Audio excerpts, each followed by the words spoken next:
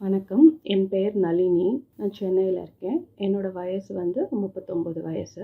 நான் வந்து யூடியூப் பார்த்து தான் சித்த முத்ரா வந்து நான் ப்ராக்டிஸ் பண்ண ஆரம்பிச்சேன்.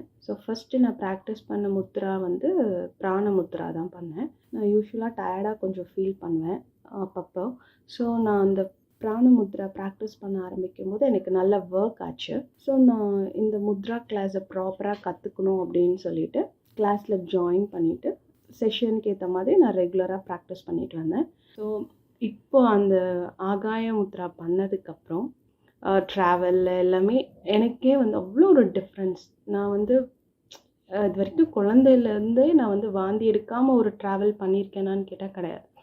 அந்த மாதிரி இருக்கும்போது நான் இப்போ வந்து கையில் ட்ராவல் டைமில் வந்து நான் ஆகாய முத்ரா பண்ணிட்டு போகிறப்ப எனக்கு எந்த ஒரு வாமிட் சென்சேஷன் எதுவுமே கிடையாது. ஒரு ட்ராவலில் நார்மலாக எல்லாரும் மாதிரியும் என்ஜாய் பண்ண முடியுது என்னால்.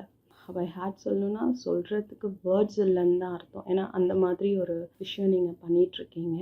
All the best ma'am. And thank you so much ma'am.